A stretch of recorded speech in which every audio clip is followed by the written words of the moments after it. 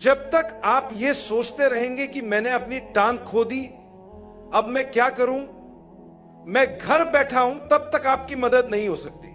आपने तलाक जैसी बड़ी आजमाइश का सामना किया, एक बहुत बड़ी मुश्किल। बाज औकात बगैर किसी वजह के शौहर आकर कहता है मैंने नाइट क्लब में किसी लड़की से मुलाकात की और अब मैं तुम्हें तलाक देता हूं क्योंकि मैंने फला औरत से मुलाकात की। तो ऐसा मर्द और उसकी फला औरत जहन्नम में जाए। अल्लाह ने आपको इस बड़ी मुसीबत से बचाया है।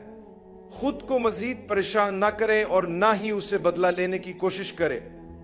बात खत्म हो चुकी है, अल्लाह उससे बदला लेगा। जब तक आप बदला लेना और हिसाब बराबर करना चाहेंगे, आप खुद को नुकसान पहुंचाएंगे। आप इस आजमाइश को बर्दाश्त नहीं कर सकेंगे, यह आपको मुतासिर करती रहेगी। इस किस्म की मुश्किल से निकलने के लिए जिंदगी को आगे बढ़ाएं, उठें और आगे बढ़ें। इस बुरे वाकये को भूल जाएं। यह एक गंदा और बुरा बाप था। शायद कोई अल्लाह का नेक बंदा आपसे निकाह करे और फिर आप सोचेंगी या अल्लाह, मैं तेरा शुक्र अदा करती हूं कि मैंने तलाक का सामना किया, क्योंकि अगर ऐसा ना होता तो मैं इतने इज्जतदार इंसान से शादी ना कर पाती। बहुत से ऐसे वाकयात हैं जिनमें लोग आजमाइश के बाद बेहतरीन चीजें पाते हैं। आज एक खातून मुझसे कह रही थी, वल्लाह मेरी पहली शादी से पहले मैं दुआ करती थी कि या अल्लाह मुझे ऐसा शौहर दे, ऐसा ऐसा, और मेरी एक लंबी फहरिस्त थी। मैंने शादी की मगर मेरी हालत बदतरीन हो गई। मैंने अपनी पूरी कोशिश की लेकिन बात तलाक पर खत्म हुई। तलाक के बाद मैंने बड़ी मुश्किलात का सामना किया।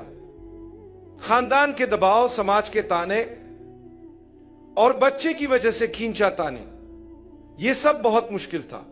लेकिन मैंने दुआ करना जारी रखा कि या अल्लाह, मैं जानती हूं कि तेरे पास मेरे लिए कोई मंसूबा है। कुछ लोग तलाक के बाद फैसला करते हैं कि वो दोबारा शादी नहीं करेंगे क्योंकि सब मर्द या सब औरतें खराब हैं। नहीं, ऐसा नहीं है। आप ये नहीं कह सकते कि सब लोग खराब हैं। फिर वो खातून कहती हैं, अल्लाह की कसम मैंने दोबारा शादी की और ये अल्लाह का मौजज़ा था, मेरी हर दुआ कबूल हुई। अल्लाह ने मुझे ये दिखाने के लिए किसी गलत इंसान से गुजारा ताकि मैं अच्छे और बुरे में फर्क समझ सकूं। आप गर्मी को नहीं जानते जब तक आप सर्दी को ना जाने। आप सर्दी को नहीं जानते जब तक आप गर्मी को ना जाने। अल्लाह आपको मुश्किलात से गुजारता है ताकि आप आसानी को पहचान सके। यही वजह है कि रसूल अल्लाह की हदीस है कि चाहे आप किसी भी मुश्किल से गुजर रहे हों, उन लोगों को देखें जो आपसे भी बदतर हालत में हैं। आपने अपना शोहर खो दिया, वो एक कार हादसे में इंतकाल कर गए, या आपने अपनी बीवी खो दी, वो कार हादसे, बीमारी या किसी और वजह से इंतकाल कर गई। बाज औकात कत्ल या डकैती जैसे वाकयात में लोग अपनी जानें खो देते हैं। यह दुनिया के कई मुमालिक में होता है जहां हालात गैर महफूज हैं। लोग आकर फायरिंग करते हैं और बेगुनाह अपनी जान से हाथ धो बैठते हैं।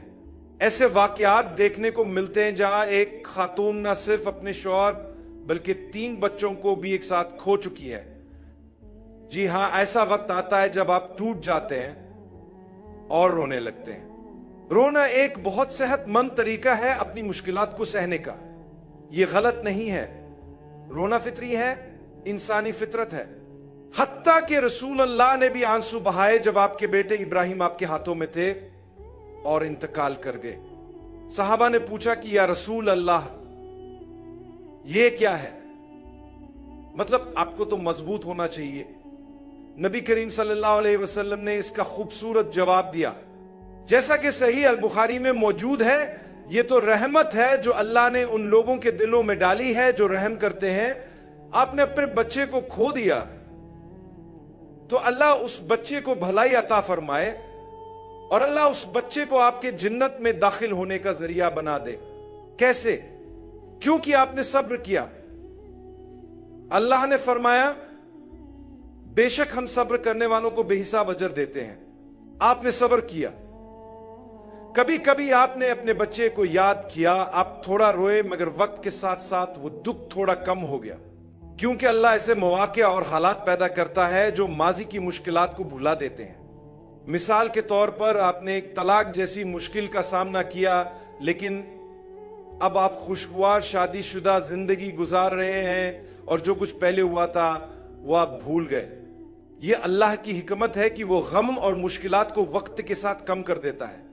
جب آپ کسی بچے یا کسی عزیز کو کھو دیتے ہیں اور آپ صبر کرتے ہیں، پھر جب آپ وفات پا کر اللہ تعالیٰ سے ملاقات کریں گے تو اللہ تعالیٰ آپ سے فرمائے گا تم نے اتنا صبر کیا، تم میری تقدیر پر خوش رہے۔ اس کا مطلب ہے کہ تم نے یہ مانا کہ میں ہی رب العالمین ہوں۔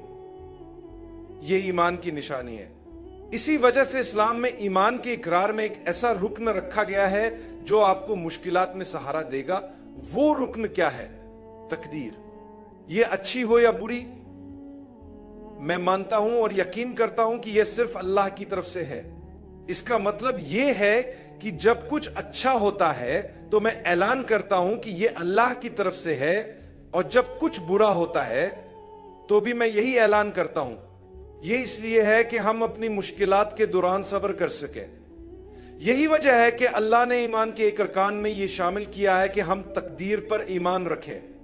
جب آپ کہتے ہیں اللہ آپ نے میرا بچہ لے لیا یا میرا کچھ نقصان کیا، لیکن میں آپ کے فیصلے کے سامنے جھک گیا ہوں، میں آپ کی تقدیر پر راضی ہوں، مجھے صبر عطا فرما، مجھے اس نقصان پر قابو پانے میں مدد دے اور اسے میرے لیے کسی بہتر چیز سے بدل دے، تو یہ صبر کا بہترین طریقہ ہے۔ رسول اللہ پر جب بھی کوئی مشکل پیش آتی تو آپ فرماتے اِنَّا لِلَّهِ وَإِنَّا إِلَيْهِ رَاجِعُونَ، بے شک ہم اللہ کے ہیں اور بے شک ہم اسی کی طرف لوٹنے والے ہیں۔ اس دنیا میں کوئی چیز ہمیشہ کے لیے نہیں ہے۔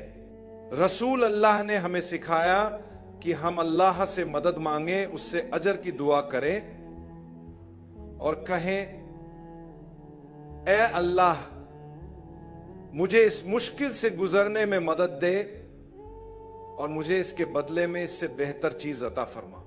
جو کچھ آپ نے کھو دیا ہے اس سے بہتر چیزیں موجود ہیں۔ ان لوگوں کی زندگیوں کو دیکھیں، جیسا کہ میں نے ابھی کچھ لمحے پہلے ذکر کیا تھا، ان لوگوں کو دیکھیں جو آپ سے زیادہ مشکلات میں مبتلا ہے۔ ان لوگوں کو دیکھیں جو کیمپوں میں پیدا ہوئے تھے اور آج بھی وہ ان میں زندگی گزار رہے ہیں۔ ان لوگوں کو دیکھیں جن کی شادیاں مہاجر کیمپوں میں ہوئیں۔